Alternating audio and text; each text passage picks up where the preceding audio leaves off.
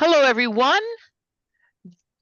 This is Annalyn Schooley, current president of the Florida Family Therapy Alliance, hence the fancy background.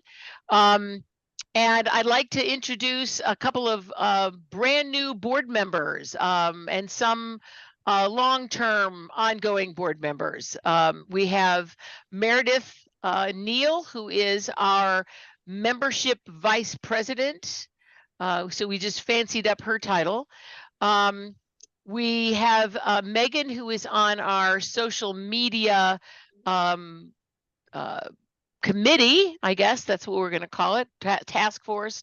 We could call it something fancy if you wanted. We have a brand new board meeting, Lynn Arders, who is taking on the programming duties. And I think that's everybody that is on the board, and Diana has volunteered to do some committee work as well. So if you're interested in doing some work with us or networking, that would be a way to do it. One of the things that we probably will not hear from Stephen about is the new thing for new licensees and renewal licensees. And that is the need to get fingerprinted. And that is not 100% clear as to what we're supposed to exactly do. I believe there's a link on the website. I also understand that if you've been fingerprinted within the last 5 years, you can transfer those over for a fee. You're not going to get out of a fee, sorry, but either transferring it over or doing them anew, freshly. So that's something that will be required of all of us who renew in 27. And it is a requirement for all new licensees. So if you're close to licensure, that is something that you will be asked to do. Unfortunately, I have to tell you that our bill that we hoped to pass to change the registered intern title to registered associate did not even get very far in its hearing. We are feeling like it's just not the right climate to be able to move forward with such legislation. And it may not be the climate in 26 either, but after the midterm elections in 26, maybe 27 will find us a more favorable environment. So those of you who are learning about advocacy and wanting to be advocates, I encourage you to participate. As I send out notifications of trainings and advocacy meetings, I hope that you will participate. Now is a great time, according to Melinda Pillar, our lobbyist.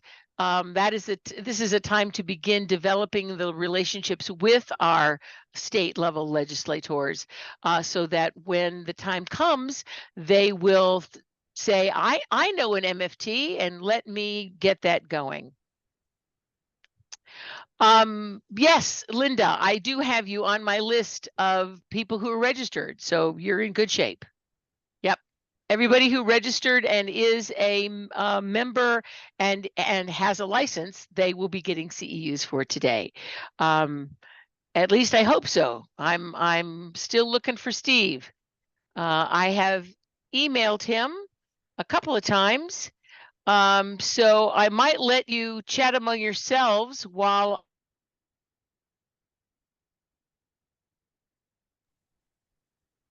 So let me make a quick. Linda, we can't hear you. Yes, my headset is doing its thing. We're going to have to spring for a new one for you. These were $70. Yikes.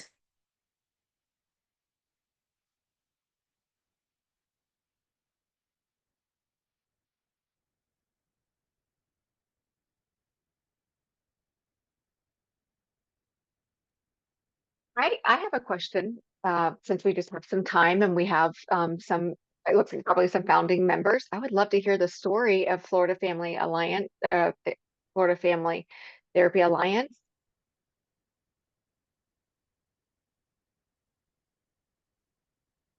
I'll be happy to share about some of that. Yeah. Um, I'm sorry, who was asking, please? Oh, I'm sorry about that, Diana. Oh, hey, Yeah. Diana. Yeah, sorry. Hey. Yeah. We, this organization has formed over the last couple of years because we were part originally of the state organization FAMFT several years ago. And then when AAMFT disbanded us, we became the Florida Interest Network. I think that started in 2018, if I remember right. And that just did not go well. And we are determined to look after ourselves and advocate for ourselves. We were able to secure funding from the I think it's the practice fund from AMFT to secure the salary of our lobbyist for a couple of years, and then last year that ended, and so we have formed ourselves to kind of replace the old FAMFT that existed some time ago. But we realized that it needed to be a virtual organization, and we may not be able to meet as we used to be able to meet for annual meetings and presentations. So here we are, and so we are concerned with advocacy and providing CEUs to 491 licensees in the state of Florida. Oh, that's awesome. That's kind of So, it in a nutshell. gotcha. And so a lot of the revenue that you generate is used for the lobbyist then. I'm a newbie in this whole world. So what is the agenda there? Is Are you guys an alliance for that capacity, for We advocacy? we hope to be able to secure salary for our lobbyist. We do not have a lobbyist going forward. We have had the same lobbyist for a while who is very much um, allied with our efforts and has been a seasoned lobbyist in Tallahassee. We have found that to have a lobbyist in Tallahassee has been very helpful. She's boots on the ground. She knows a lot of history, knows a lot of folks. And we'd like to retain Melinda Pillar's services. But because lobbyists are expensive, and that's largely Hmm. what our money is going to this year. So if you are concerned about your protecting your license in the state of Florida and need a way to do that, this is the way. We have collaborated this last year about legislation with mental health counselors in our state, but we were not successful, as Anna Lynn said, in our efforts. But we want to have a lobbyist. We think that's important.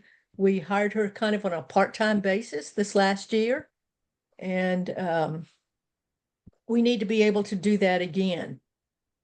So she's advocating for protecting your license in the state of Florida. And is that what you mean? Is that If and she what is monitors, actually, she does more than that. Melinda tracks the legislation that applies to us, alerts us of things that come up very quickly that we may not be monitoring for. She certainly has the expertise and the eye for that, and helps us to know how to respond to that. She is fine with working with a mental health lobbyist and has even worked with a social work lobbyist. As you know, that there are other groups in Florida that are don't um, let's see, how shall I say that? They just say it. they They have excluded us on several occasions. A couple of years ago, there was a law that included mental health counselors and social workers and completely left out the Gotcha. smallest of the 491 professions, marriage and family therapist. And it took us about 2 years to fix the glitch. Wow. It was Wow. an oversight. I think it was generally an oversight by an aide to one of the representatives. They just Mm-hmm. weren't paying attention. And so we would have Wow. been left out of the law, were in Mm-hmm. fact, and it took us a lot of effort. As you know, the legislative process moves glacially and it requires an awful lot of patience to stick with it. And I'll tell you, as a person who's been involved in this organization for a while, Mm-hmm. um, it is important sometimes for us to have personal relationships with our legislators, because I'm amazed at what they don't know about mental health. If Yeah. something bad happens, like it happened Mm-hmm. in Minneapolis Right. yesterday, a terrible shooting Mm-hmm. at a Catholic church where children were killed. How Mm-hmm. horrible is that? Then we're on the Mm-hmm. front lines many times and we make them look Right. good. Yeah. And we're the ones Yeah. who are helping Florida families and couples and children and doing the work of healing. And they need to know what we do, and we need to be included and protected in the state. Wow. Wow. Yeah. So that so that advocacy work is so crucial to everyone, every licensed marriage and family therapist in this state then. And that Yes. is a And great not just the licensed message ones. for, Yeah, the yeah, registered up and intern and the coming, students. Yeah, well, I mean, everyone. there's actually just the legislation we've been trying to pursue actually directly affects the registered interns, because we were looking Okay. to change the name from registered intern to registered associate marriage and family therapist, which more correctly describes what their status is as a postgraduate mastered degree. Mhm. Another piece of that legislation that we were hoping to pass was to remove the requirement for a license to be on site when a registered intern Mhm. is working at a private practice. It doesn't make sense because there is no such requirement if they're working in a not-for-profit. Wow. So I mean that just think it Meredith, and you're the lead on the membership chair. You're the membership chair then? I am, and Yeah, that that glad to do it. yeah. Also the legislative chair for our local chapter in the Orlando area, Central Florida Marriage and Family Group, and so I'm about a lot of advocacy and letting Yeah. people know kind of what's going on and working Yeah. closely with our lobbyist. And Yeah. I was just thinking that that messaging is, I had no idea that that was, one of the primary agendas for this association. And yeah, that's a huge messaging point to have engagement and to have membership for sure. Yeah, that's great. yeah, And so then, we but need then you to said you get a lot of funding from you secured funding from practice funding or that from the practice for fund the, from AAMFT. Now, we are oh, going to AAMFT. apply for that funding again from AAMFT. That Oh, application okay. is due on the second of September, and Lauren Baxley will be making application for that on our behalf. We are, we think, not likely to get that. So I need to get 60 members by the end of December to be able to fund our part-time lobbyist. Okay. And that's why I'm advocating so 60 strongly members. yeah, 60 members. That's my job this time. Hmm. Is it now student membership? My membership as a student was only $25. So I'm That's right. assuming it's kind of broken up. You'd really prefer to have non, I mean, have student membership for the pipeline, of course, and then that funding will add to it. But those, I'm not sure what the higher level membership costs are, That but I'm membership is assuming you're, $100 a year. It's just $100 for 10 CEUs. And for Mhm. students, it's just 10 25. CEUs. 10 Yes, CEUs. Okay. that's right. Okay. So that means that if you are a site supervisor or a supervisor of any kind, please encourage your folks to join. If you are a student and you have a supervisor because you're in an internship, please ask them to join. The people that are at your office that are MFTs, have them join. This is the only organization that advocates for Florida. AMFT is national and they do lots of great work. And they have a very clear agenda of working on portability. Mhm. So which is very, very important. And so they target a handful of states every year to get portability. I was able to get licensed in the state of Virginia with hardly any effort at all because they passed portability legislation for that. So they're doing very, very important work, and the Florida agenda is not on their priority right now, and so it's important that we do the work. If I can add to it, we've discussed about a work. few of us going up to Tallahassee whenever it seems relevant to do so. So anybody who joins, that's something that we also wanted to put together. No, it's Zoom. And I Yes, sent, and I that sent and you, that I has sent been, I got to a tell you, link that's, I sent it Christina has at gone 5:03 on a trip with and us it ends when we in went. And 7:72. if you look at any Central Florida old Great. pictures, you'll see us front and center in a legislator's office. So, and I got to Cool. tell you, we had a blast after we finished our Cool. day's work. We had a lot of Mhm. fun later that evening. So I'm hopeful that we'll be Yeah. able to put a group together to go. Yeah. Well, Mary, I appreciate you explaining all of this to me. Being a new member, and just wanting to plug in with Megan, it's good to have that background information just to as discovery. That was Thanks. really We helpful. appreciate your asking, and Mhm. we're glad you're here. Yeah. Well, Yeah. I am thrilled to be able to say that Steve Ballinger is here. He names himself District 9. So if you're looking for him, it says District 9. So that's Steve. And we had some time snafu on the starting time, but it's okay. It's all, we're MFTs. We roll with it, right? That's our MO, is to just roll with it. So Steve, we're so glad that you're here.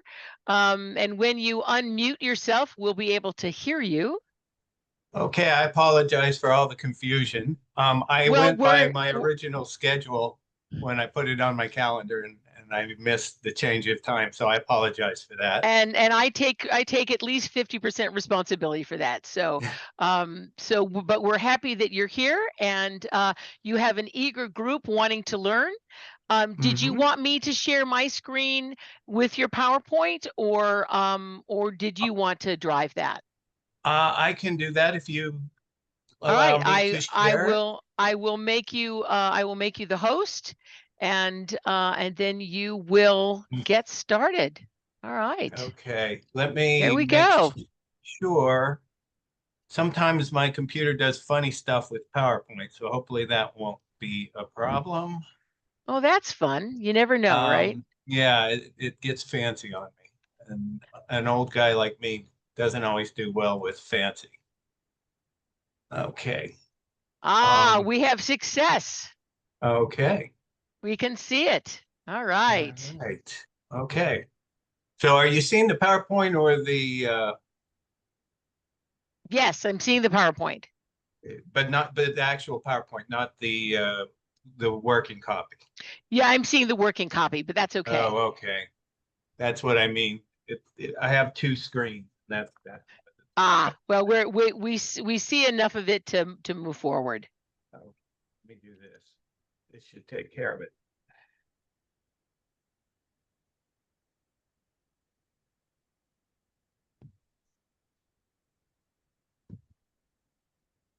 Okay, I apologize again. Let's do this. Okay, this should work better. Yep. Well, no, it's still the working version, but that's okay. Ah, Okay. now it's correct. Now we got it. Okay. I apologize. Beautiful. There All we right, go. now Beautiful. we got our stuff together, hopefully. Yay. Yeah, my name is Steve Ballinger. I am a local healthcare attorney. I've been practicing healthcare related law here in South Florida, I guess since 1987. So I know I don't look that old, but I definitely have been around for a while. I've been asked to talk today about professional wills. I got to admit, when I first was approached with this, I thought, well, I don't know if there's enough material on professional wills to make a whole lecture with. But as is usually the case, once you get into a topic and you start really looking at everything that's involved, you realize that there's a lot more to it than you might have originally expected. And I have been involved with professional wills. It's become a hot topic lately. I think it has to do with some of the changes in some of the ethical codes, or at least I know they've moved it with the American Association of Marriage and Family Therapy, the number from when I first was aware of these. But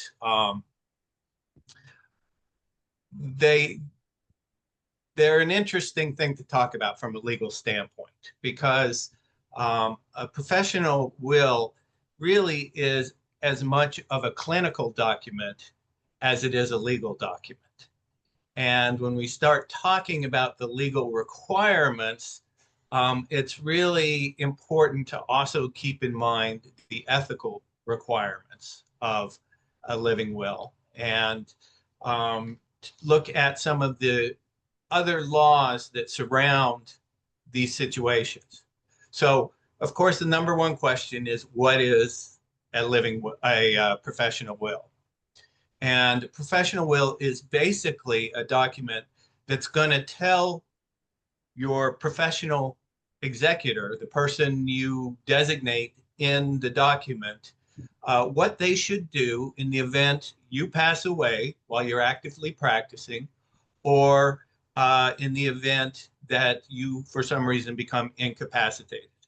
And as mental health professionals, I'm sure you're pretty familiar with the term incapacitated. That is, unable to carry on with your practice for whatever reason.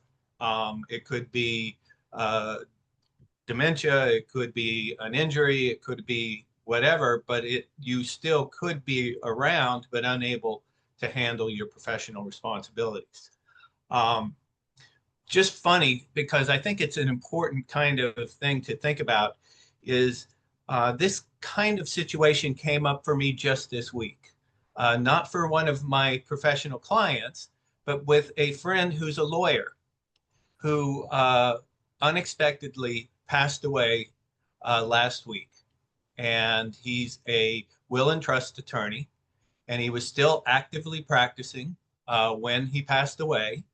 He has no immediate family. He has only a sister who lives on the other side of the country. And suddenly, boom, here was this situation where this gentleman had passed. He has an active practice. He's a sole practitioner without employees. And what do we do? He has a locked office with locked computers, and he's got clients.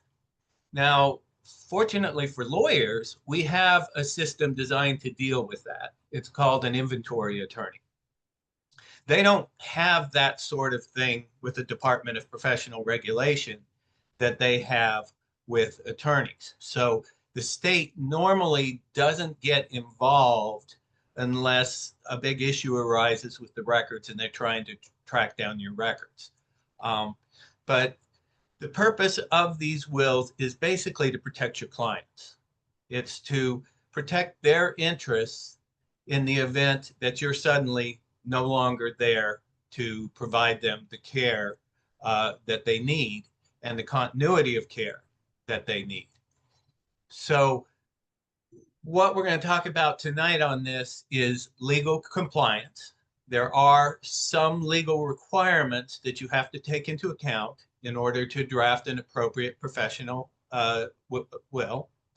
The ethical guidelines, that is, what does AAMFT or the American Psychological Association or some of these other ethical requirements say about this sort of a situation? And what are your responsibilities as a professional when we talk about this situation? Because let's face it, if this comes into effect, you're either dead or incapacitated. So it's not you that we're concerned with. Technically, it is your clients that we are concerned with in this situation. Now, that's not to say that there's no legal considerations here, because there are, but you as an individual won't be particularly affected like your clients will if something like this happens unexpectedly and you're no longer able to provide service to your clients. So I want to go through the different requirements and the different considerations, because there are potential effects beyond just ethics. I'm sure everybody on this Zoom call is an ethical practitioner and wants to do the best they can for their clients. But there are other considerations, including your assets and your family and your partners or whoever you practice with in the event of an untimely and unexpected incapacity or death. So the first questions that everybody asks are professional wills mandatory? In other words, does the law say you, as a practitioner in the mental health field, must absolutely have a professional will? Actually, there's nothing in the Practice Act nor the 491 board rules that specifically mention a professional will. You can go through all the statutes on the rules. There's nothing in there that says you must have a professional will. If you go to the AAMFT Code of Ethics, the words professional will are not used there either. But there are, in both instances, certain duties that are implied by the other standards or the other rules that you have to take into account in the event of death or disability. So let me get this out of the way. So let's just look at what the rules say and under the Florida Board 491 Mental Health Board.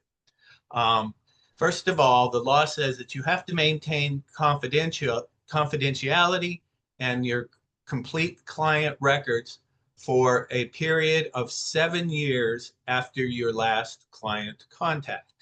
Now, if you don't know that, generally, this is just a really important thing to know, whether we're talking about professional wills or not. You do have this requirement that they be maintained for at least 7 years.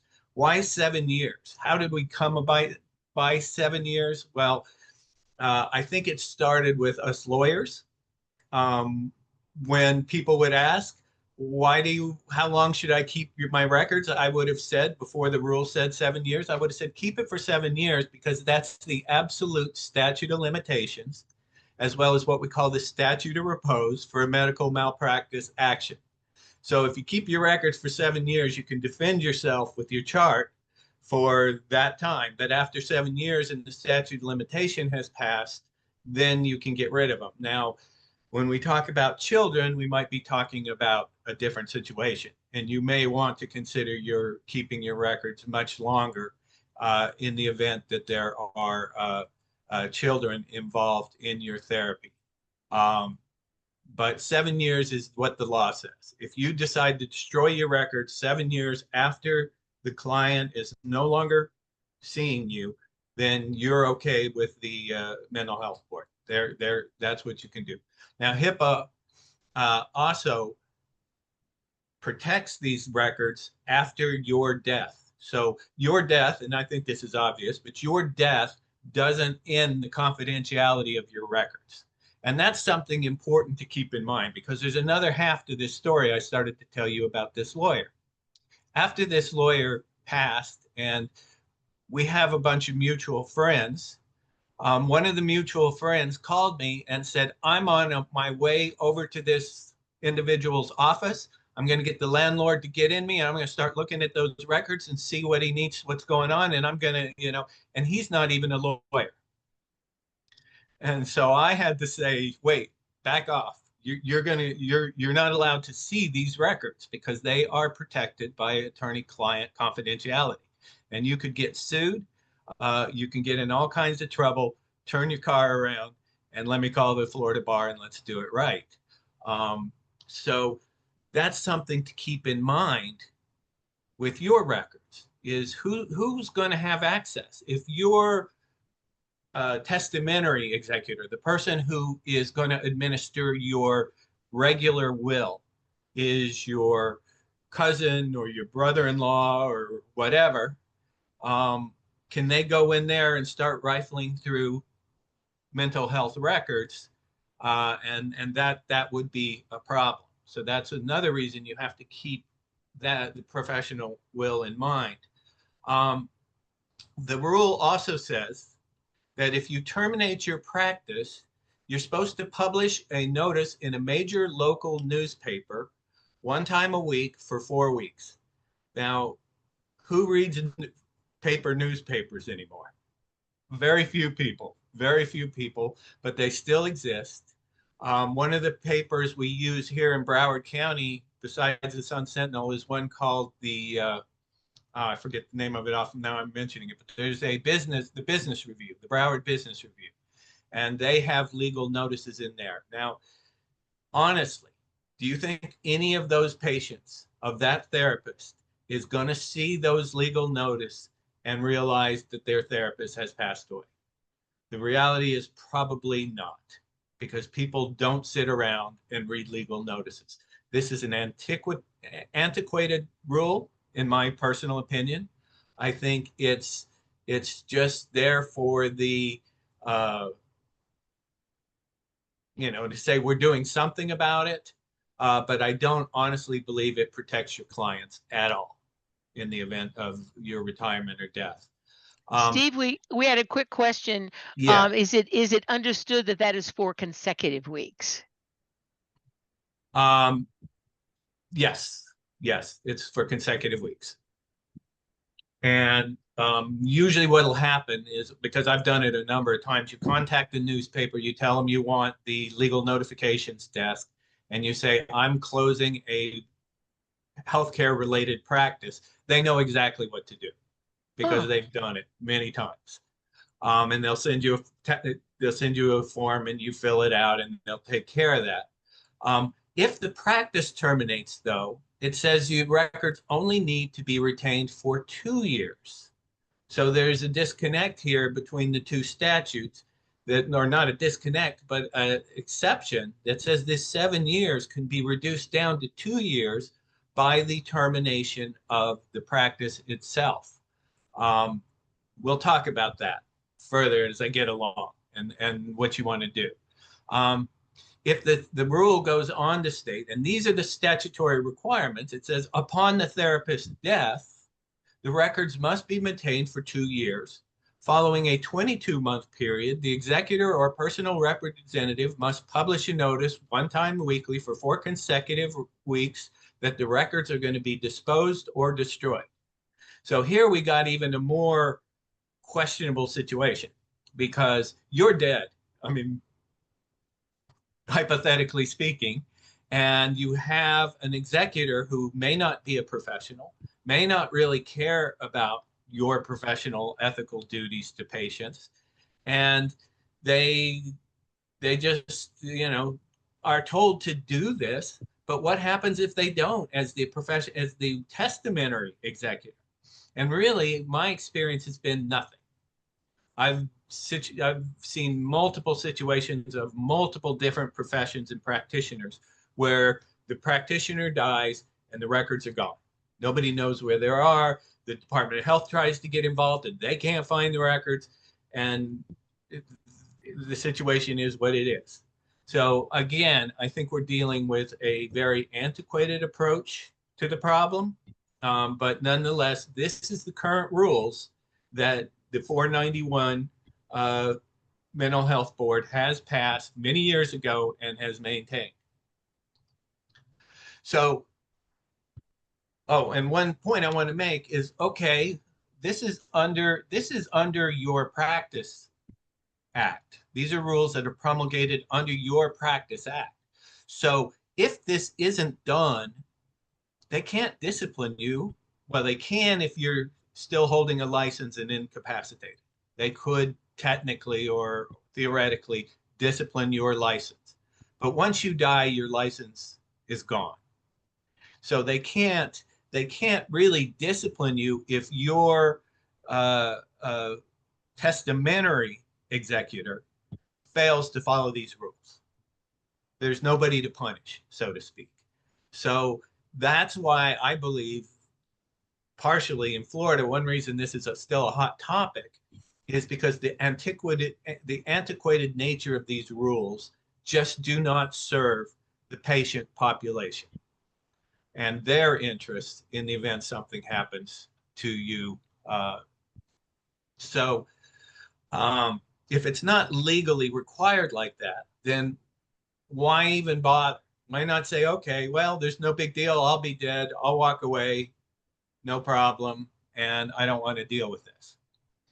So the questions that come up is who's going to access your client records and handle the notifications? That's something that you're supposed to do. Now, they're not likely to discipline you. I've never heard of anybody being disciplined for not doing it while they were alive, because I've never heard of any department ever finding out you have or haven't done it. But it's an important question because I assume that all of you care about your clients, and that's why you went into the profession you're in. So how is that client going to be informed? Are you comfortable with the clients that you've been working with for years, knowing that, well, if something happens to me, don't worry, we're going to publish it in a newspaper and they're going to have to be reading the newspaper and they're going to find out? Probably you're not. Probably that doesn't sit right with you as a professional. So we have to decide, how are we going to keep some compliance? Who's going to secure these records, and who's going to be compliant with the rules with regards to this? So there are some potential ramifications legally.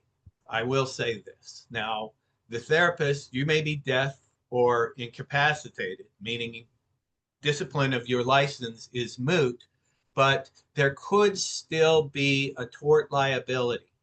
And that liability would rest with your estate or your assets, or, and which I really should have put on this PowerPoint, if you're in a group practice or you have partners or whatever, it could fall on them as your employer in the event certain things happen. One could be an improper disclosure of confidential or private information. You have a lot of protected information from a clinical standpoint in those records, obviously, but you also have, in many cases, other private and confidential information like Social Security numbers or dates of birth, or all that kind of identifiable information that isn't directly their care, but could result in liability if it gets out. So who are they going to sue? Well, they could sue, if you have partners, they could sue your partners if it gets out. If you don't have any partners, they could sue your estate. So not only are you dead, but your family's having to deal with a lawsuit against your estate. And it could also result in a loss of assets to your practice entity, so that your family can't liquidate that and get the benefit of that. So there are legal concerns there, and there's also legal concerns with client abandonment, which is defined as the unilateral termination of the professional relationship by the therapist without reasonable notice, justification, or adequate referral when the client is still needing care. Now, is your death considered patient abandonment? Well, you didn't voluntarily terminate that relationship, but you had an opportunity to protect that client through the proper channels of what you should do in the event of death or disability through a professional will or other designation. So that could arguably, I don't have a case on that. I don't know that it's for sure ever happened, but it is a possibility that could be considered client abandonment, and a lawyer can sue you and your malpractice insurer may not cover you after your death. You might want to check into that, by the way, and see if you need to advise your executor to buy a tail if you have what they call the claims made insurance. Chances are, though, if you have what's known as an occurrence policy that says they'll cover you no matter when it happens, then you're probably fine. But if you have what's known as a claims made policy, which only covers you while you're still insured by that agency, you might have to buy what they call an extended endorsement or a tail to make sure your family's protected if a malpractice comes up and they file it against your estate. So that's the legal considerations of having or not having a professional will. So the next question is, what are your ethical requirements with regards to a professional will? Now, I mentioned that professional wills are not specifically mentioned in any of the ethical codes that I looked at, but there is language there that strongly implies that there must be something there that resembles a professional will to be in compliance with the ethical code. Section or 2.5, protection of records. That standard says that marriage and family therapists store, safeguard, and dispose of clients' records in a way that maintain confidentiality and accord with applicable laws and professional standards.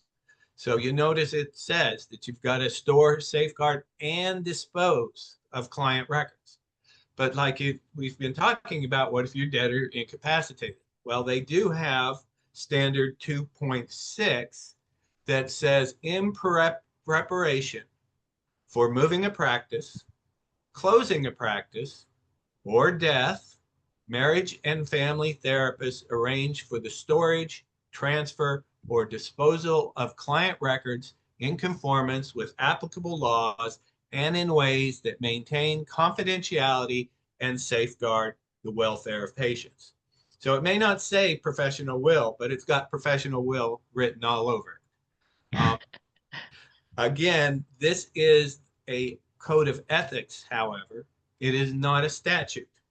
This is the standard by which we hopefully aspire to practice. And I think that this is an important reminder of the need to think about your clients in the event of your incapacity or death. I did do a quick, and if anybody wants this PowerPoint, I'll be happy to provide it to you. I'll give you my email out at the end of the lecture if you'd like. And I also provided a copy to Dr. Schooley. But I understand most everybody here is a family therapist, but I don't know if there's any dual licenses here or anybody who's not. So I did go through. I went over to the standard 2.6 for marriage and family therapists. Psychologists are required to make reasonable efforts to plan for illness, death, or relocation. Counselors must prepare a written plan, designate a custodian, and that is in there, by the way, for mental health counselor. There is the explicit reference to a professional will. That's the only mental health profession that I could find that expressly references professional wills. And then social workers basically must ensure continuity if service is interrupted by illness, death, and etc. So all the professional standards do deal with this to some extent. And let me make an important distinction here. An important distinction between a professional will and what we call a testamentary will. Your testamentary will is, I hereby bequeath. This is the will that takes care of your property in the event of your death. It could also have terms regarding care of your minor children, if you have minor children. It can have all kinds of different testamentary requirements and bequests in it. That is about your assets. That is about your family and their financial future after you were passing. And that definitely needs to be drafted with the assistance of an estate and probate attorney. And I did get a request just last week from a psychologist asking me to draft a will for her. And I responded that that's not, I'm a healthcare lawyer, not a probate attorney. And she responded with, well, I am very concerned about my practice, and she's a long-term client, are very familiar with my practice. So right there, it's like, okay, I'll be happy to help you with a professional will, but you need to get a probate attorney or estate attorney to do your testamentary will, because I don't do them. That is a specialized area of practice. There are simple wills for sure. And if you are starting out and you don't have a lot of assets, or you have a very simple family situation, you might get away with a very simple will. But that's beyond the scope of my lecture here, because I am not a estate and probate attorney. The professional will, on the other hand, isn't about your property distribution. It's about delegating your professional duties, notifying your clients, securing your records, and ensuring continuity of care. This is usually recommended that you draft this not necessarily with an attorney, but in collaboration with a colleague, a trusted colleague, who will be your, quote, professional executor. In other words, who's going to do it?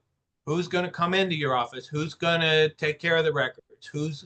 And that person preferably knows that they've been designated, because, that's not a good surprise to get, and nor is there any kind of requirement to accept that kind of responsibility.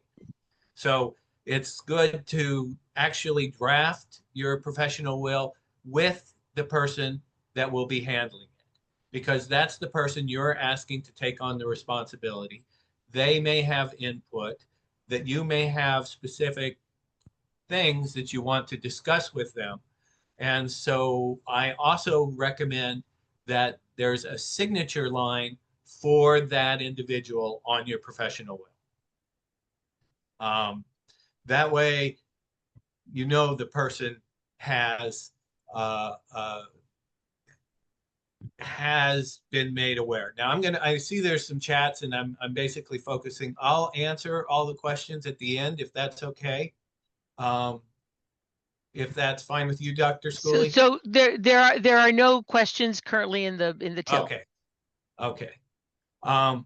So the other question I get a lot is, well, when I signed a will, I had to have 2 witnesses.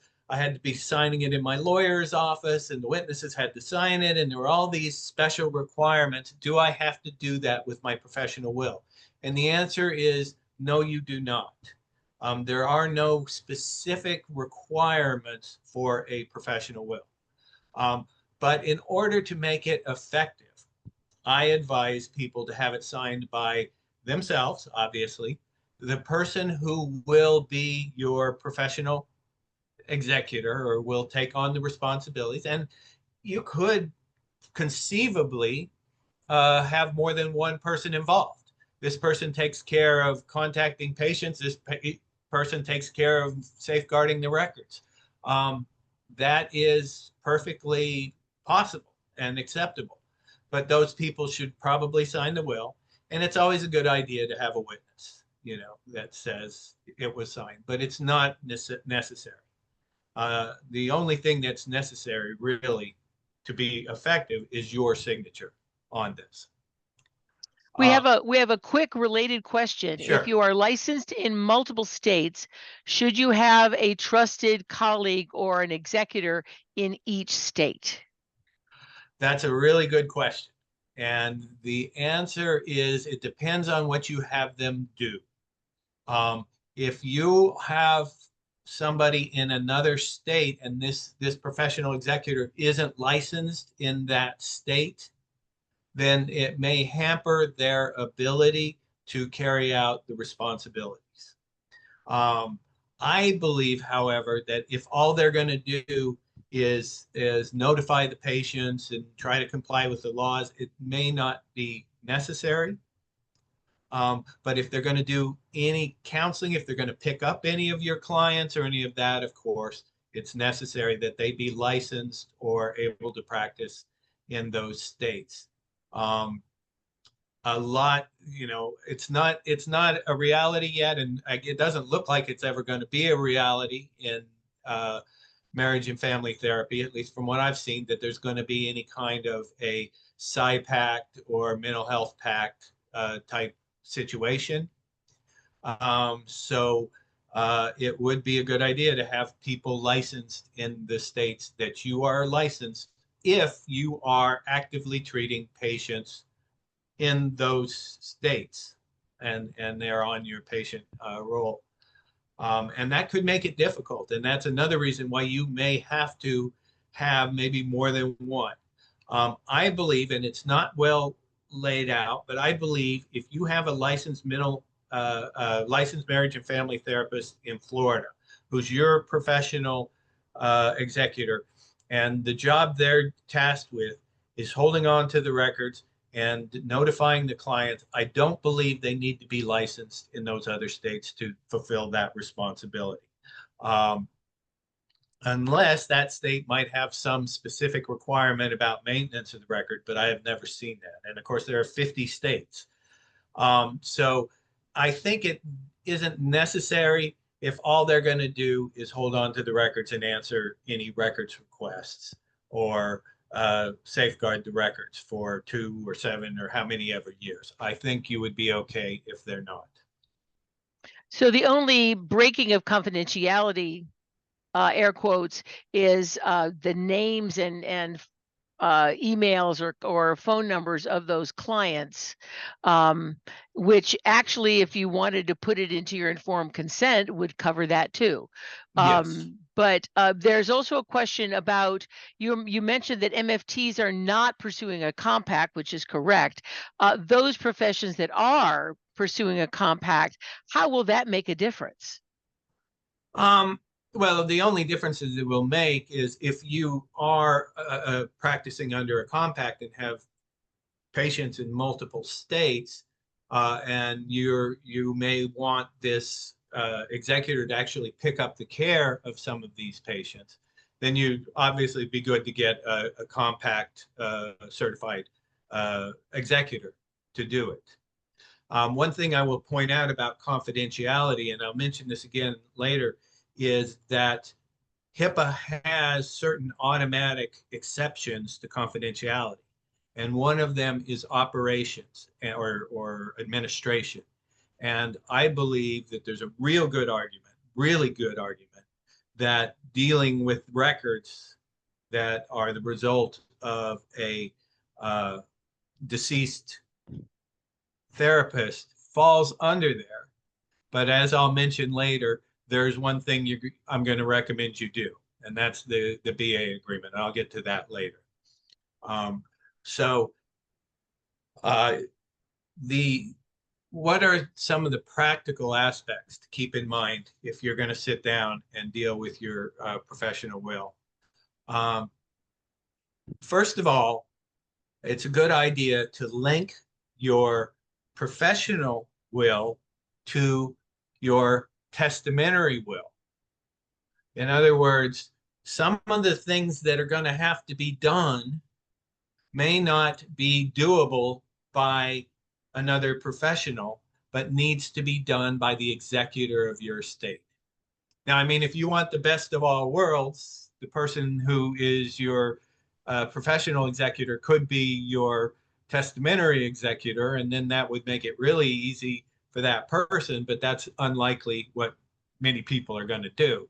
So you need to put in your testamentary will as far as the patient information and patient care and patient coordination. The administrator will work with the professional executor to carry out the intentions of my professional will, so that there is a link there, so that the two can work together. Because as we'll talk about, some of this stuff costs money, and who's going to pay for all this stuff? So it's very important that you talk to your will and trust attorney and say, look, I also have this professional will drafted up, and I want to make sure that the executor is able to do everything necessary to help my professional executor carry out their duties under my professional will. Think about it. Your professional executor, can they come in and can they pay a termination fee or close and cancel a practice management platform subscription, or all those kinds of things that involve money and also involve patient confidentiality? So you really do need to make sure that your administrator understands, your testamentary executor or administrator understands that they need to help the professional executor to do their jobs, because not everybody can just call up and say, oh, Joe died, cancel his contract. So that's important too. Now, when we talk about wills, another thing you need to consider is a power of attorney, because a will only goes into effect if you pass away. If you are incapacitated, then you either have to have a guardian appointed or have a power of attorney in advance. And so it's suggested that, and your testamentary will attorney can certainly draft up a durable power of attorney for you. It's not a complicated document. And that can reference your professional plan as well. So basically it says, in the event of my incapacity, so-and-so has capacity to act on my behalf, and usually it's with regards to financial and other actions.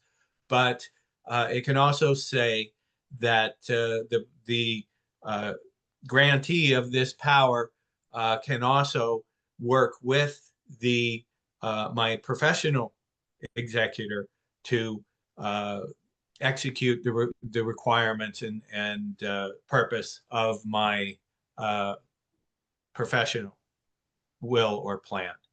So that's the other thing that I know a lot of people don't think about, are powers of attorney. I know for me, the first time I thought about it was when I had children.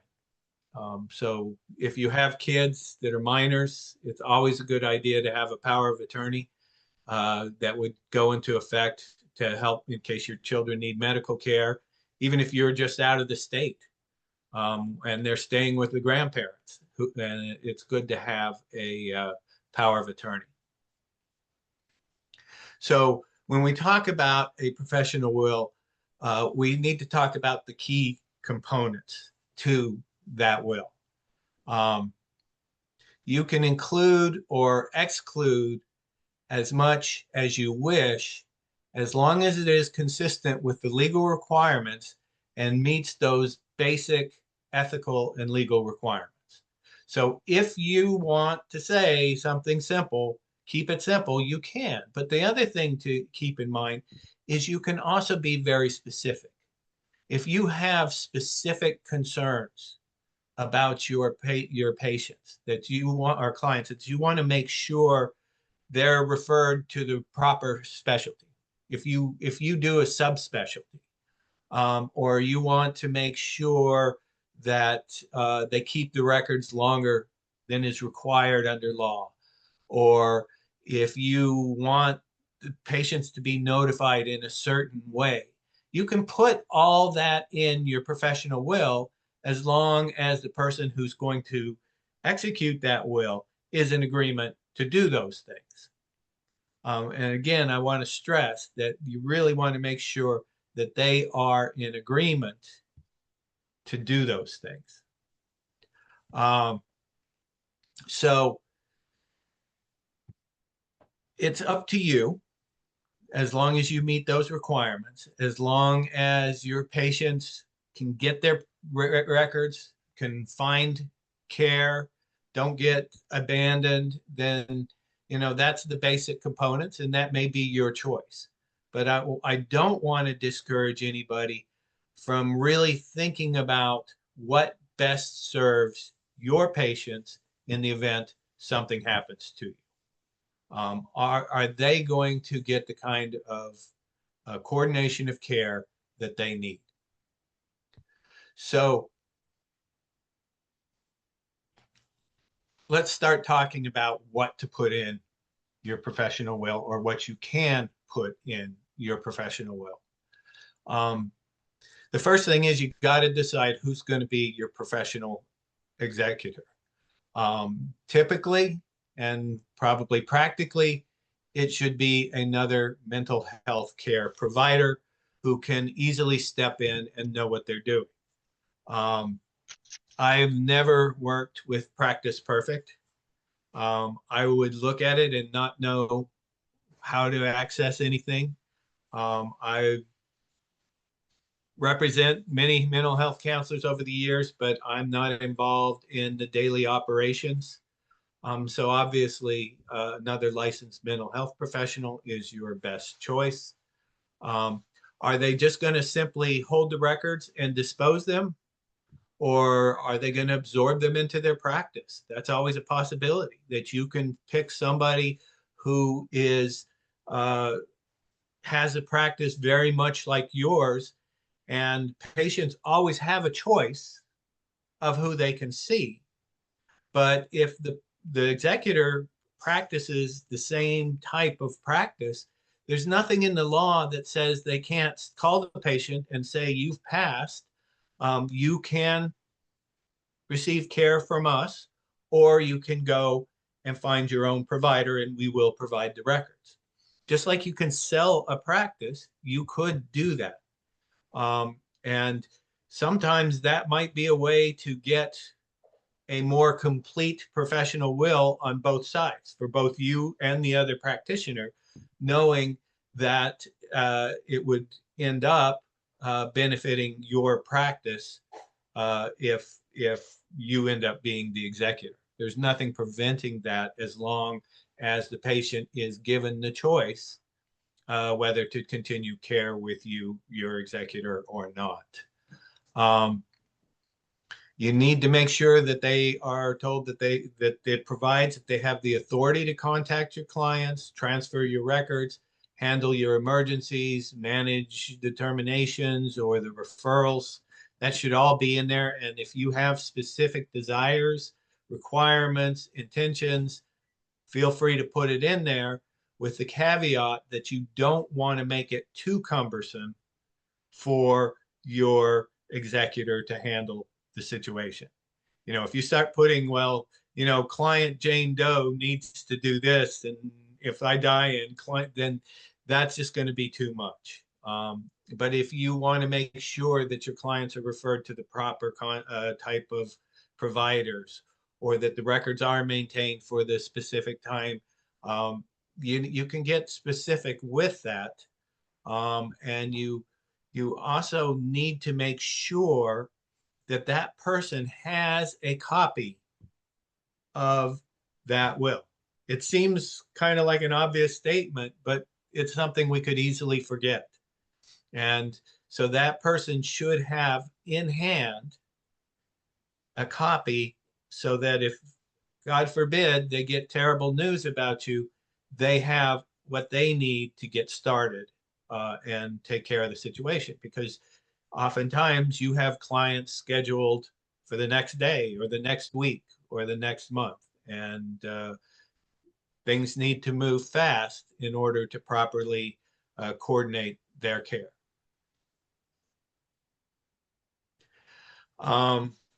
This is really important. You need to make sure you sit down with your professional executor and let them know where all the records are. Some people are still using paper records. Some people haven't even seen a paper record, don't even know what they look like anymore. So it's important, and there are multiple EHR providers out there with their own systems and their own processes.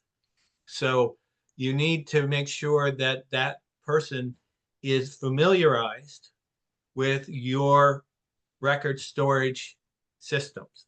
One of the things I think is advisable, though, is if there is a way, either electronically, if you have electronic records or hand records, however you have the records, if there is a way to designate active patients and distinguish them from patients that are no longer being seen by you, that certainly would make their job better. I mean, obviously they need access to your calendar to see who's been scheduled, but there may be patients who are not scheduled who are considered active clients at that time. So if there is a way to, and like I said, I am not that familiar with these record systems. I don't use them myself, but I do designate them clients that way in my own electronic system, that I have my actives and my inactives.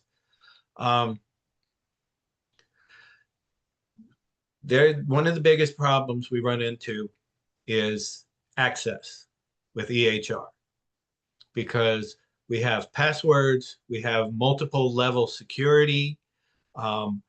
If you have a password, if somebody has a password to your EHR or your practice management platform, and they say, oh, I got the password, and they go in there and they type in the password, the response oftentimes is not, here you are. The response is, we just sent you a code to your phone, your cell phone. So if you don't have that cell phone, you're not getting into the records. And then it becomes really complicated, because you're going to have to get a death certificate and everything else to get access to those records. So there's ways to deal with that. One of the things is you can choose that your code gets sent to your email.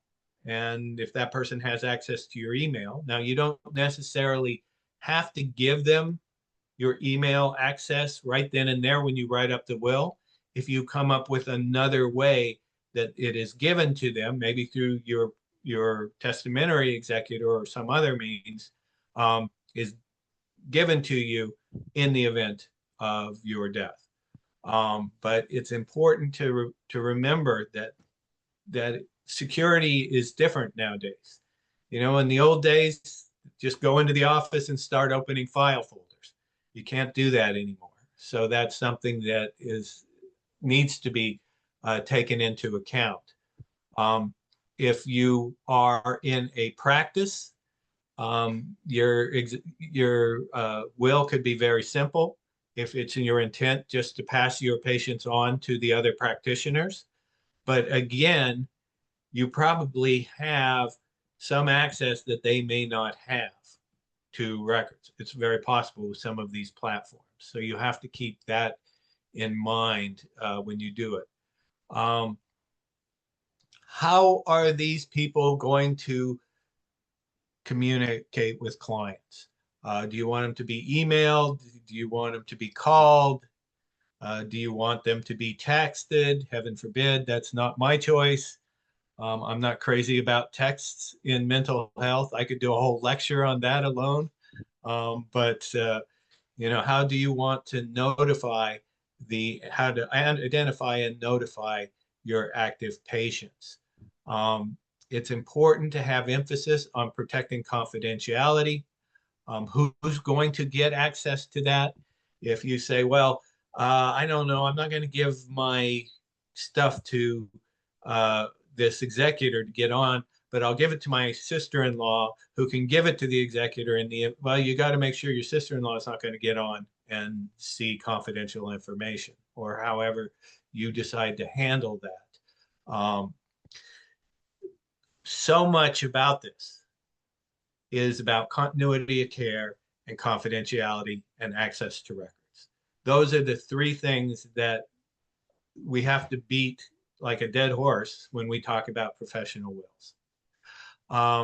You want to make sure that the person is aware of what the legal notice requirements are under Florida law. So that could actually be stated in your professional will, or if you're dealing with somebody who knows how to look up the rules, you can cite those specific rules that I cited, that specific rule I cited earlier in the PowerPoint. Make sure that they know what they have to do. And if you want them to keep the records for 7 years and they agree to do it, I do advise that. I absolutely advise that because you're protecting your estate as well when you do that. But it can be a hassle for somebody to have to do that for 7 years. So you might have to negotiate with whoever you choose. Record retention and destruction, that should be clear, as I said. But how do records get destroyed? Make sure that you put in there, or you have somebody who knows that a dumpster is not an appropriate place for outdated patient records to go. And since I've been practicing since 1987, I could tell you stories of situations where I've seen crazy things like that happen. There are, of course, you probably already know, record destruction companies that will come out, destroy any paper records. And then you might have to, if they're EHR, you would have to work through the process provided by the EHR to destroy records. Now, EHR can be tricky. You need to make sure that your EHR, and this is generally speaking, that your EHR provider provides you with a complete copy of every single thing in your client charts in the event you terminate your contract with them. Mostly they do, but they make it hard sometimes. Sometimes you can only access those records for a certain amount of time because you're not paying for it anymore and it's not their problem anymore. So it is important that you look at your EHR contract and make sure that you have access to patient records for 7 years by some means or method, even if it's read-only type access, even after your termination of your subscription to their product.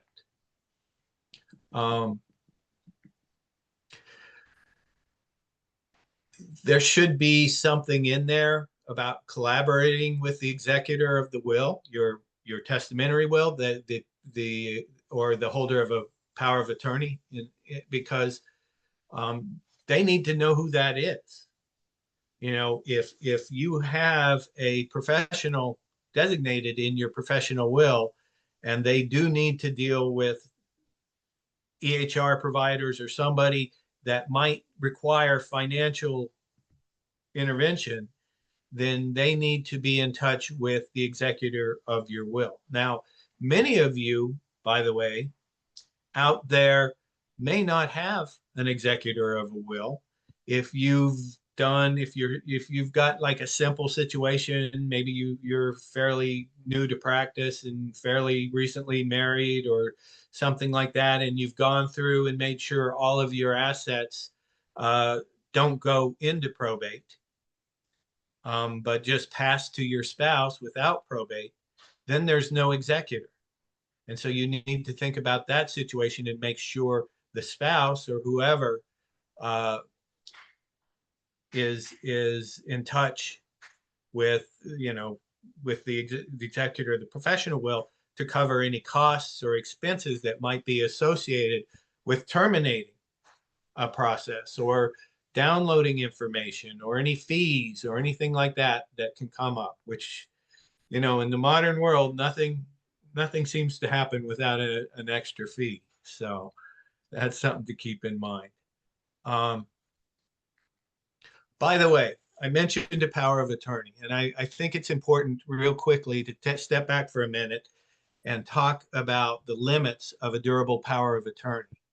The durable power of attorney allows an agent to manage your affairs if you're incapacitated, which allows some continuity in finances, some continuity in handling, taking care of your children if you have minor children, continuity in running even your business from a financial standpoint, or taking care of your business from a financial standpoint. But the thing that's important to understand is that even a durable power of attorney, which is one that's not limited by time, does not survive your death. The minute you pass away, that power of attorney is no good. It does not give any rights to the grantee of the power, the agent under the power. It's over. So only a court-appointed executor can manage your affairs in most cases when it comes to, especially if you have, say you're a sole practitioner with a professional association. So you're the only owner of that business.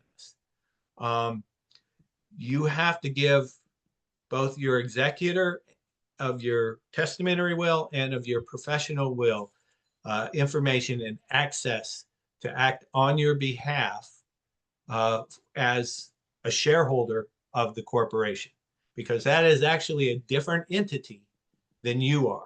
You're the individual practitioner. Your corporation or professional association is your practice. So make sure that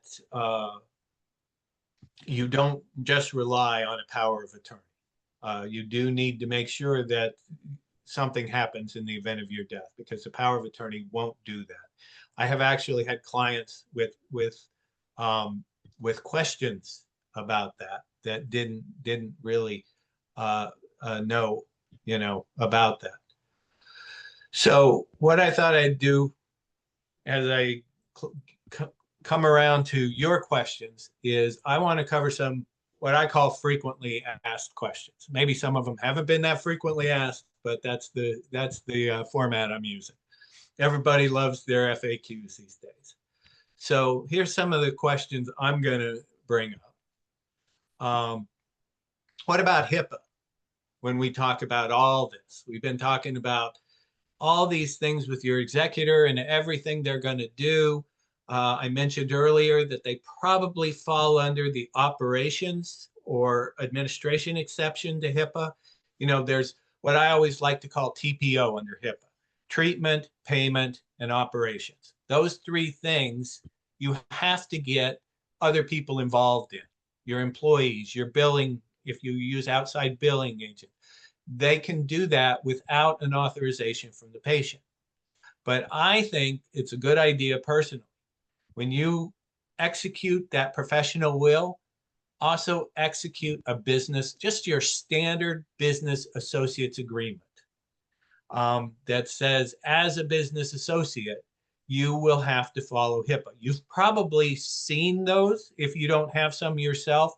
You probably signed one when your EHR when you got an EHR company, they sent you a business associates agreement. If you have a billing company, they sent you a business associates agreement. It's a standard agreement. If you ever need one, I could send you a blank form. The only thing I would do differently under this one is add that this agreement is intended to survive your death, so that then they're fully covered under HIPAA, so that if some patient gets a bug and says, oh my God, who are you? Why do you have my records? I'm calling the office of the Inspector General because you're violating my HIPAA rights. Well, let's just be extra cautious and have a business associate agreement already in place. Question. This sounds like a lot of work for a professional executor. Can they be paid for their time? And the answer to this is yes, you can provide for payment of the executor for their time, having to contact the patients, having to deal with the records, having to do whatever they have to do with your practice management. You can legally pay them for those services. When I say you, I don't mean you, I mean the executor of the estate.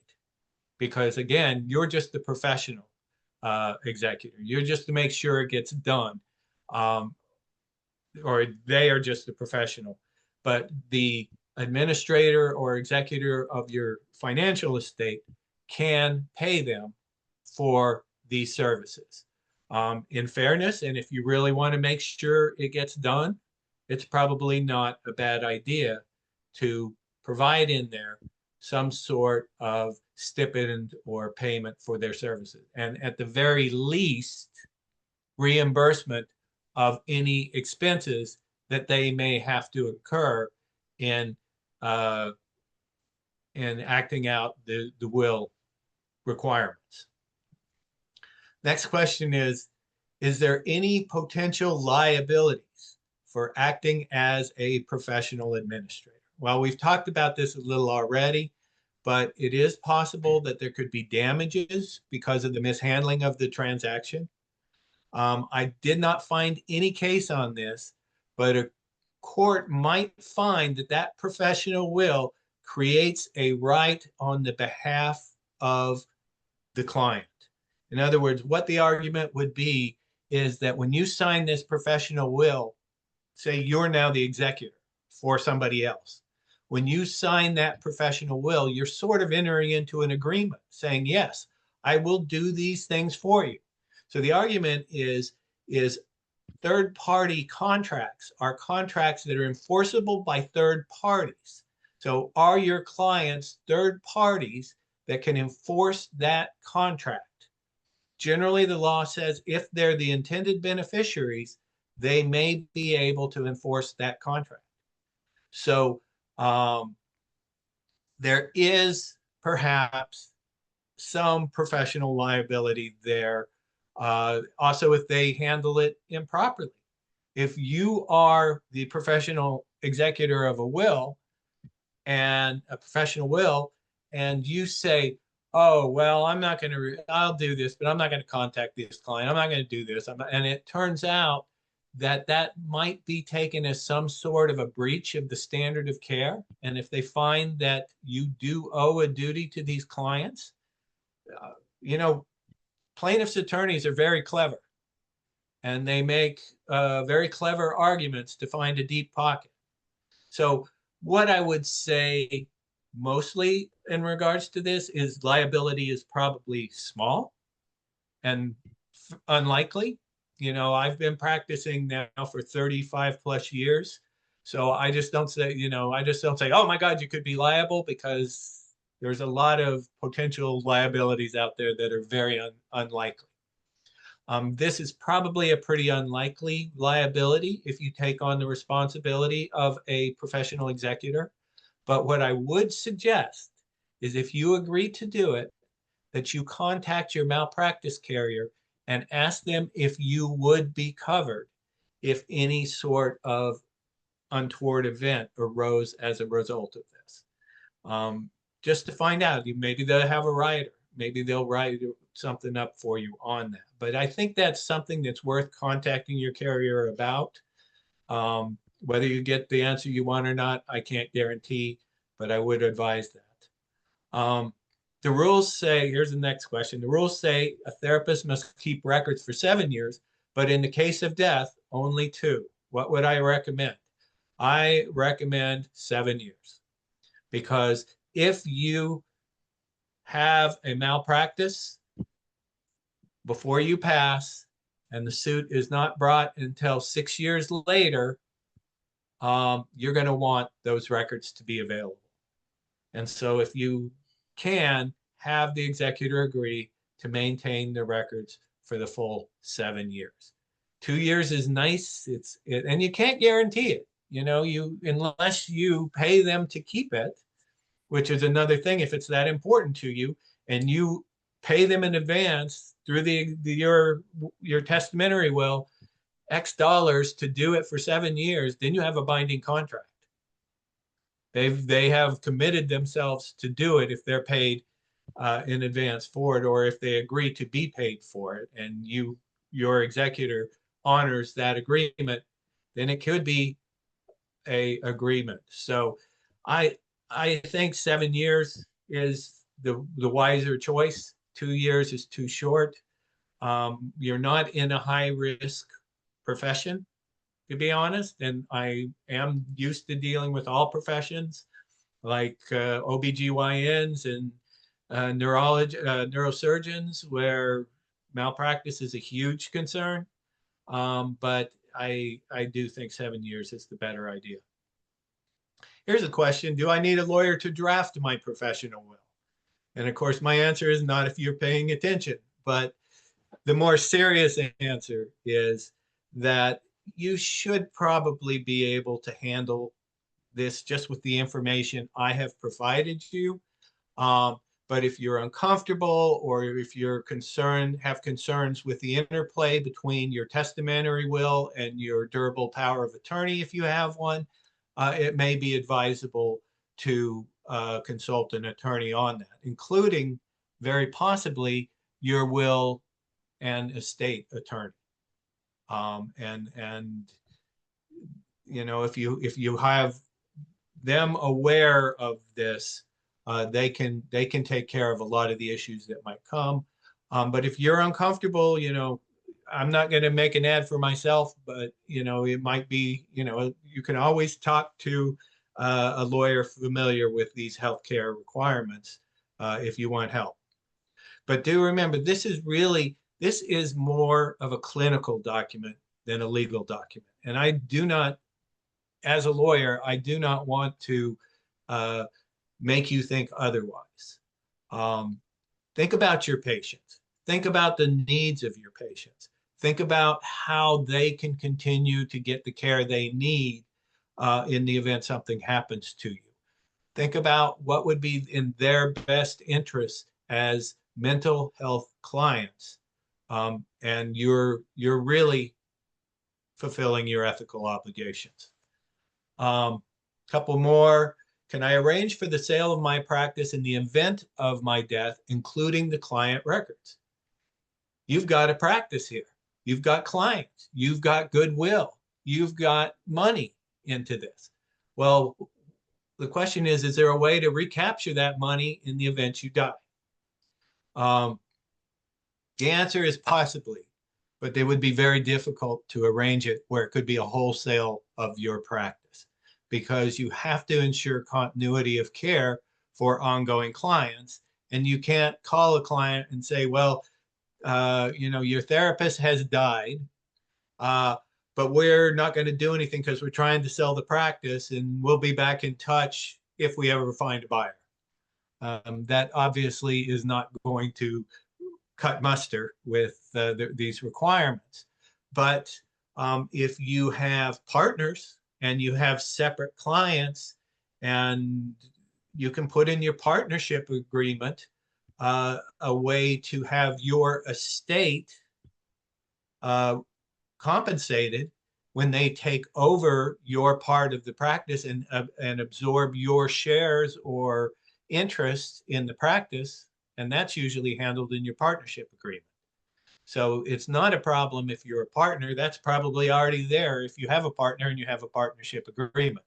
But if you're talking about an outside purchaser, if you can have, like you have somebody who says, I'll buy your practice, and the other person says, I'll buy yours if you die or whatever, you really still are going to have continuity of care issues probably.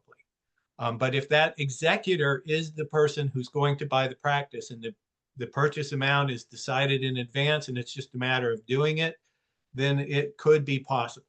The other thing is, remember, you have goodwill and you might have some hard assets. You might even have a building.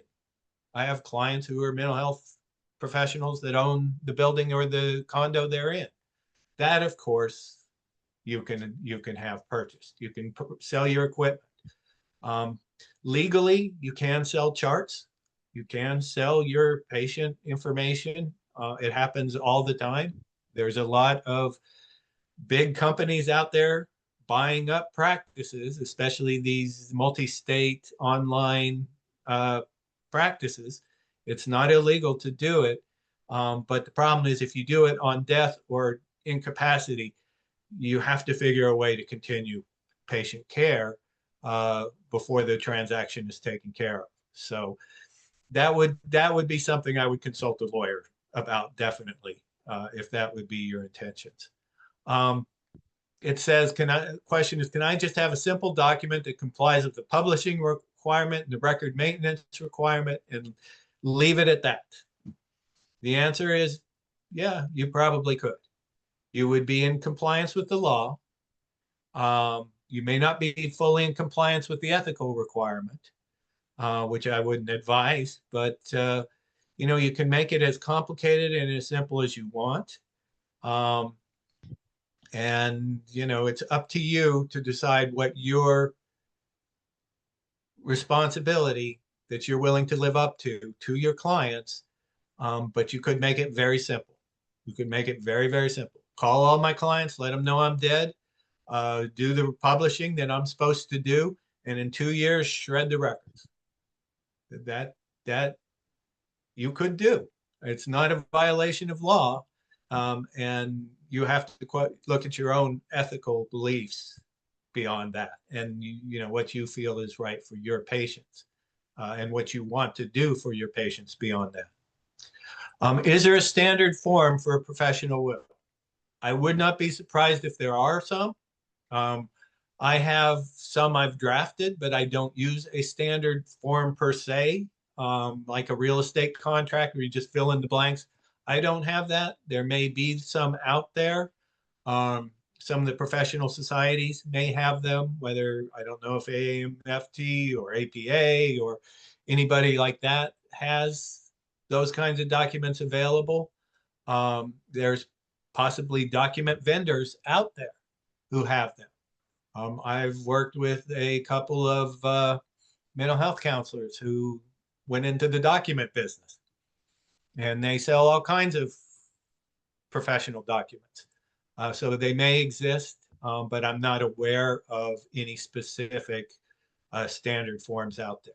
And again, if you have your own concerns and your own interests for your patients, it may be better to just write your own. It doesn't have to be complicated. It doesn't have to have wherefores and thereins and heretofores in it. It's not required to be in that kind of language. It just needs to be clear what your intentions are. Can I require my professional executor to only make referrals to other specific practitioners I have confidence in? This was a direct question I've gotten before.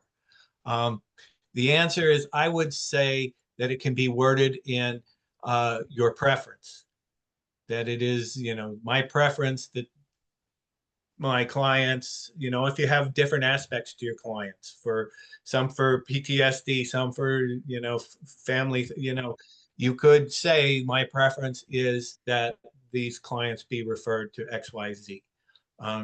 Is it binding? I would say probably not, and it should be worded in a way that the executor knows that the client always has a choice. The client always has a choice on who they want to see. but you could certainly put your preferences in there. And if you feel that's in the best interest of your clients, I wouldn't have a problem with it at all, as long as it's worded in the suggestive language. How often do I need to update my professional will? Can I write one in 2005 and not worry about it? I'm 35 years old and I've got another, 30 years, 40 years of practice ahead of me. Am I good forever? And of course, obviously the answer is no. But the main consideration isn't necessarily time, it's what's going on with your practice and what's going on with the law. So you should probably have a way to pull it out occasionally and see if it's still in effect. For example, if you have a preference for referrals and that person is retired, obviously that's not going to be any good. If you change your practice management platform, and that might affect it. If you've been keeping paper records and now you're keeping electronic records, that's a reason to pull it out and change it.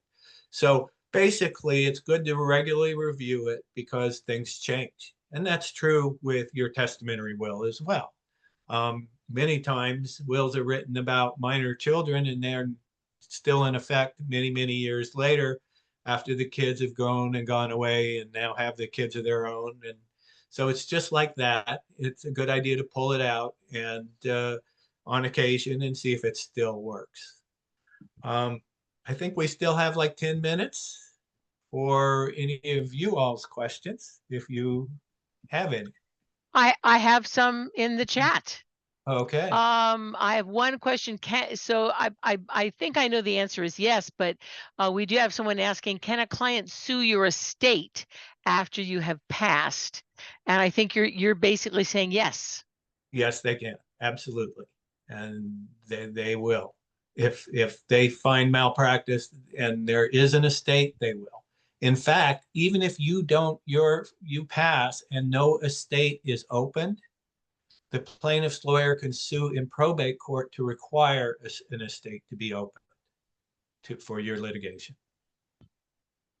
All right. So in other words, you're saying if you have it set up so things automatically go to your Right. children or your spouse, they can open that up. Okay. Yeah, they can actually open an estate. The IRS can do that too, by the way. Hello. We have a question that is kind of parallel, and I'm not sure. Mhm. So we have an ask here that a friend recently went to his personal therapy appointment and the therapist was not there. There was no notice on the door. The phone rings and no one answers. He's been scratching his head looking at the obituaries and nothing there. And this is an actual practice in the area. So this is from the perspective of the client that is unable to find the therapist and doesn't know what's going on. My recommendation in that situation is for the client to contact the Florida Department of Health. They may have, I've seen this. I actually, a number of years ago, there was an osteopathic physician who had a lot of problems and he passed away. And a lot of people wanted his records. And I saw it come before the Board of Osteopathic Medicine 3 times. And every time they kept throwing up their hands and saying, we don't know what else to do at this point. So it may not help, but I would suggest you contact, because at least you can put a DOH investigator on it. But yeah, it's a problem. But that's so should there be something in one of these 2 wills that says that the Department of Health should be notified of our passing so that they know? I don't know that the Department of Health has a way to keep track of that, other than they will be notified if their license is now void. Yes, and that's absolutely not a bad idea to say. Now, with the will, I don't know about a power of attorney because it depends on what kind of incapacity we're talking about. If the person has a future hope of being capacitated, that opens a whole new can of worms. But in a will, yes, you can absolutely say this person will notify the Department of Health so that they can close the license. And that's probably a good idea. And that would be in the professional will or the other That will, would or? be in the professional will. Okay. Okay. Because again, the only thing that, you know, the Department of Health can do is to discipline a practitioner, and Right. they're not Right. in But the again, business. this is sort of an ethical thing. And this is kind of a, Exactly. yeah, Exactly. Yeah. yeah. And you should, another thing, now you mention it, is it wouldn't be a bad idea to make sure that that person knows to take your website down Yeah. as soon as it happens. Yeah. The more we talk, the more things have to be in this professional will, you know, because in this day and age, you know, if each of us sat down and thought about all the different things that would have to be turned off or discontinued or unsubscribed, or it starts to become quite a substantial list. Yes. I'm just thinking about Netflix and Disney Plus and stuff like that. I mean, you know, there's all of these things that Yes. have to get turned off that don't get turned off automatically by any means. Right. Phone But numbers. Yeah. somebody's going to have that. Yeah. Yeah.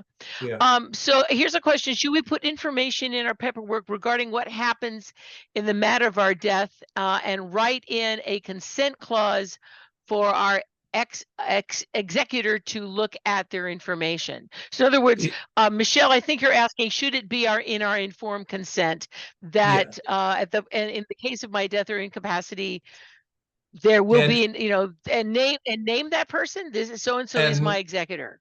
That was a frequently asked question I meant to put in and forgot to, because that is an excellent question. There's no harm by doing it. There's no disadvantage that I can think of by doing it. The only thing is I wouldn't do is name that individual in there, because Okay. that could change, or that could, so I would say, you know, you could say even in just your confidentiality statement that one exception is in the event of my death or disability, these records would be reviewed and or would be disposed of according to law, according to my professional will or professional plan, something like that. It certainly can't hurt. Again, I think from a confidentiality standpoint, this falls under the broad exceptions of HIPAA and state law, but it certainly cannot hurt to put that in your paperwork if you want to.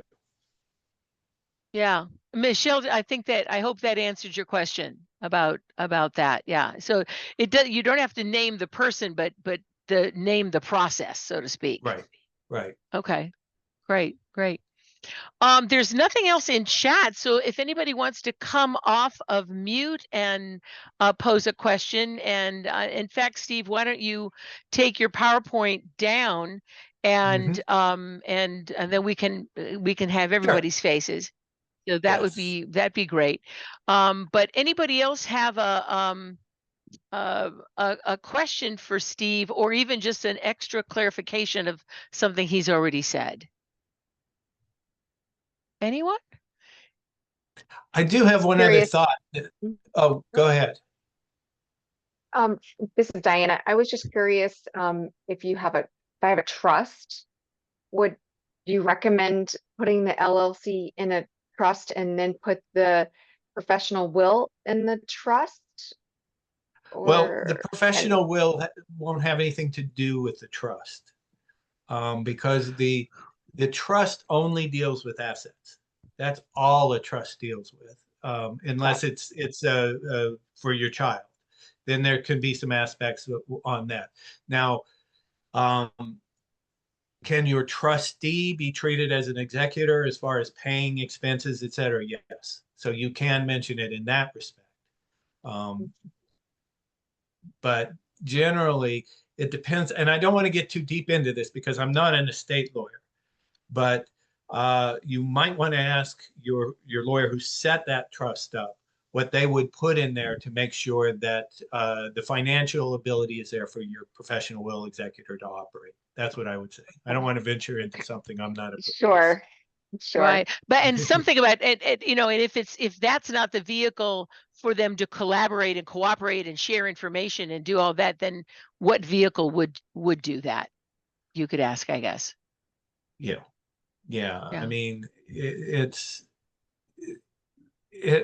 generally speaking, if your trustee has ability to handle all your assets, then yeah, they would kind of step in the shoes of an executor of a will in that event. And you would treat it pretty much the same as an executor. So then if you have a trust, you ought to tell them, hey, I also need a professional will, you know, help me Right. out with that. I Yeah. was just wondering if you put, because I've heard of people taking their LLC, you know, take your business and you put the business in the trust.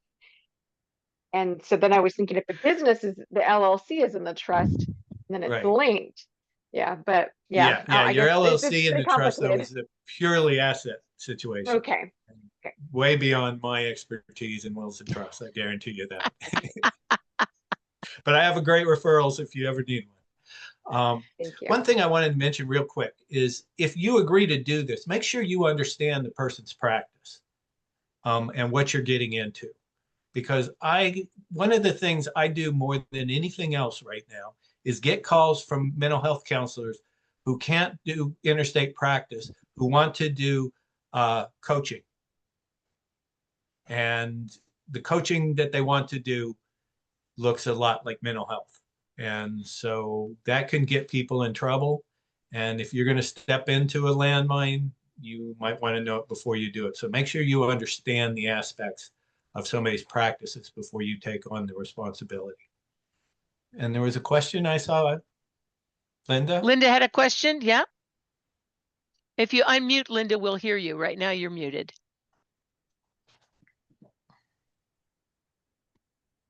Finding the mute button, the perennial search. It's in the lower left-hand corner on my screen. It might be there on yours.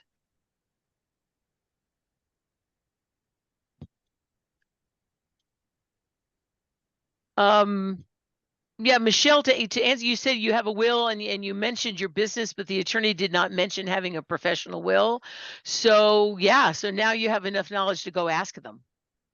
I mean, I assume he About it. knows what he's doing with the information, but I had never heard of having a professional will even after meeting with him. So I don't know. I'll be honest with you. There are a lot of will and estate attorneys out there that have no clue about a professional will. It's just not something they teach in wills and estate law very often. Yeah, yeah. I mean, I keep saying that this could be a lucrative business for someone who would be a professional executor of professional wills and have a whole company that does that. But no, that doesn't appear to exist yet. And frankly, I'm too old to start it because I won't outlive most of you. So, but I could be in the market for a youngster among you to be mine. But anyway, so there you go. There you go. I think Very Linda's good. unmuted now. Linda, yes. I have unmuted. Yay. Steve, could you write out that wonderful paragraph for the either trustee or the executor that you put in the informed consent to your client? I think it went something like, in the case of my death, an executor will be in charge of whatever, disposing of my records, or Yeah, I please could be send something advised. to Dr. Schooley that she could distribute. And I'd be happy to pass that on. Sure. That would be And great. Steve, do I have your permission to share this PowerPoint with the people who will receive the recording of this as well? Absolutely. Thank you. Thank you. And Steve, please do put your contact information in the chat. People can grab it and have it. And so please do that. I know that you weren't soliciting, but I am soliciting on your behalf. Well, my phone number is on the very first slide, so I'll put down my email. Good. That's great. And so that way that people will have a way to reach you upon looking at those materials. And just so you know, I am located in Weston, Florida. Okay. But you can practice with anybody in the state of Florida, right? Because we have Yes. people all over the state. Very Yes, good. and to be honest with you, I see fewer and fewer clients in person these days So there you go. There you as go. life goes on. Annalyn, All can I right. share my story? Yes, please do. Okay. I appreciate your time. Certainly, part of our discussion about having this presentation came about from having suffered through being part of a private practice where the owner died suddenly and did not leave a professional will, and the two adult daughters took over the practice and had no idea, and it turned ugly really fast, really quickly. And it ultimately resulted in all the practitioners having to go out on their own and create their own practice, because it was, people not getting paid, people not having access to, the platform. It was really, pretty A mess. A big unpleasant. Yeah. mess. Yeah. So, Yeah. Yeah, and I think that's important to remember what you're doing to the people you leave behind if you don't take care of these things. right. Yeah. I mean, and that's and that's one time you might want to, if you own a practice with multiple practitioners, you need to make sure that there is a clear line of functioning after if something happens to you, so that those employees honor their employment agreements. And Right. that's, there's that, then it gets more complicated. And in those situations, it may be worth talking to some attorneys about how right. to I mean, handle. and yeah, it was really sad. And to your point about even having people sign business associate agreements so that they could be authorized to make contact with clients in the capacity of an administrative assistant kind of thing. And, it was really messy and sad and very unfortunate. Mhm. Yeah, this also came home to me because a colleague on our FFTA board was the executor for a friend who, a psychologist who died suddenly, but it wasn't a very good plan because she had access to nothing. All she could do was the physical records. She had no access to any passwords or the practitioner's phone or anything to get at any of the electronic stuff. So she was very limited in what she was able to do. So this has been, all the detail that needs to be in there is really important, and we appreciate it so much, Steve. Thank you so much. My pleasure. All right. My pleasure. All right. We may have you come back for all that other content that you said you wanted to talk about. So we'll talk about having you come back in 26 and give us the rest of all that stuff. But it sounds like you had a chance to learn something in this process that that was useful. I always do. I Okay. probably learn more than anyone else when I prepare for a lecture. All right. Well, thank you, everyone. And of course, major thanks to Steve. We'll have him come back. I hope you all have a lovely evening, and thank you for your attentions.